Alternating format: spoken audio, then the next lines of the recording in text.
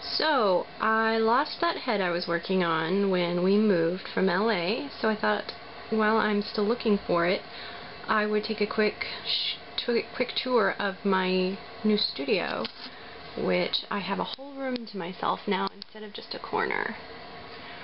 So I got all of my sewing and all of my crafting and all my toys. So this is where I do all my casting. Right now I'm doing some clear resin stuff with charms and transformer stuff. You can see my plethora of tools. Some of them conventional, some of them non. The pig is a timer and does not work, and it makes me sad. Here are the molds for Lagoon, and I recently had to redo the molds on the legs because I kept getting bubbles. That to the left is a scrap of the old leg mold, and then the other two big molds are for armor for the Machina, which I finally finished after a year of having them and not molding them. And that scale is for weighing packages, not for weighing my silicone. All of my silicone is contained in this cabinet, as well as my resin and my Legos for making my mold boxes and anything pertaining to casting that might be potentially dangerous or hazardous or just really, really gross looking.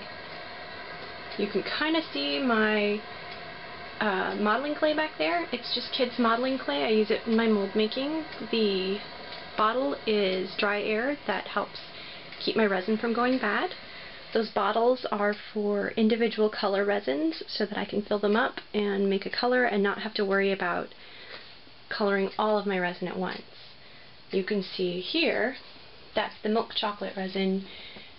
I call it milk chocolate because it's the color it kind of turns, and I just used it to make this mold of Lagoon. And I think she turned out a really nice color. Next time I think I'll add a little bit more red so that it's not so dead flesh looking. And this is where I keep all my stuff when I am not actively stringing. This down here is all junk casts. The same molds tend to throw out junk casts, so it's mostly filled with legs, and that's it, and a couple of body parts that I rejected. This is more rejected stuff and extras, and also my stringing stuff. These are things that are waiting to get cast and finished. There's a pair of feet for a Machina boy that will go with a junk cast that I made, and then the helmets belong to Sunstreaker and Sideswipe, who aren't very happy about me taking so long to fix them. They fell apart. All my paints are, my paintbrushes are in here, glues and tapes, and mold dye and resin dye, and different wet additives, as well as this is micro balloons you can add to make your casts lighter and actually make them buoyant. But unfortunately, they're no good for dolls because when you sand, you can see the metal micro balloons and it makes a mess. Respirator is so important. I actually use this when I cast because I'm allergic to the resin. If I don't wear it, I break out in hives and my throat gets sore. It's kind of like, it's like having an allergy to cats. It's unpleasant, but it's not so bad that it keeps me from working.